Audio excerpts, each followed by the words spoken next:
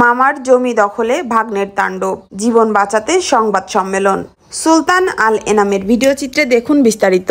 ঝিনাইদহের হরিণাকুণ্ড উপজেলার ফতেপুর গ্রামে মামার জমি দখল করতে তাণ্ডব চালাচ্ছেন ভাগ্নে উজ্জ্বল সর্দার। শনিবার দুপুরে ঝিনাইদহ প্রেস ক্লাবে সংবাদ সম্মেলন করে এই অভিযোগ করেন ভুক্তভোগী গোলাম মোস্তফা সলক। তিনি জানান, তার পিতা জীবিত থাকা অবস্থায় কোনো জমি বিক্রি করেননি। পিতার মৃত্যুর পর তার মা ও বোনের নামে থাকা মোট 146 শতক জমি রেজিস্ট্রির মাধ্যমে তার নামে দেওয়া হয়। বর্তমানে সেই জমির দলিল, রেকর্ড, নামজারি সবই তার নামে রয়েছে।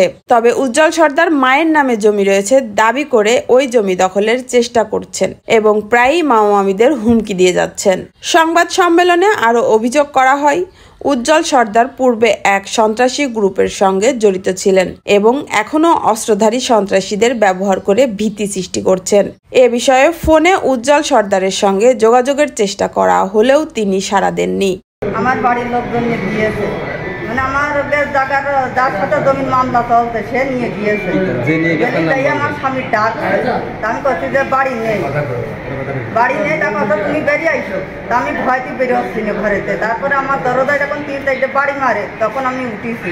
উঠে দেখি যে ওরম 10 জন লোক আমার উঠোনে, আমার হাইট নেই। বুঝলাম ওইটা এরম বড় বড় হাইটে আরো কিছু হাতে ছিল, আমি অত চিনতে পারিনি।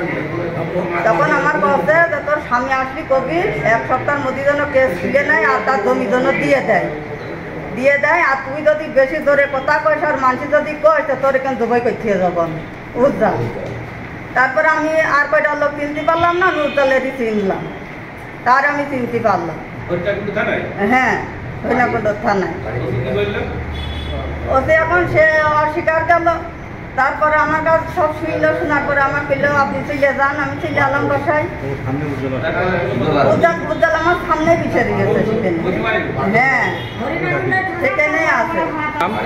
আমার নাম গোলাম মোস্তফা।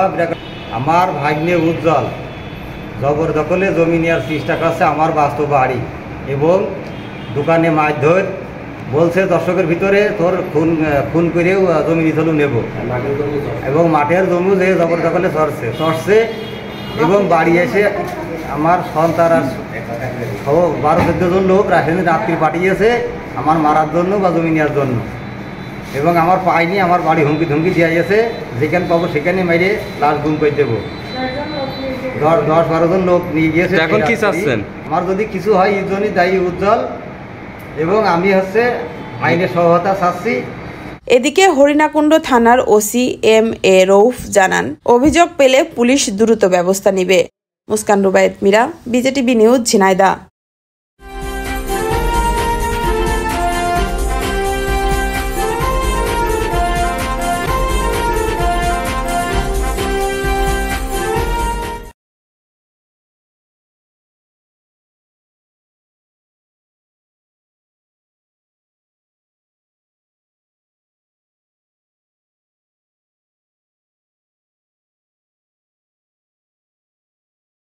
মুস্কান রুবায়েত মীরা, সবুজ বাংলা টিভি, ঝিনাইদহ।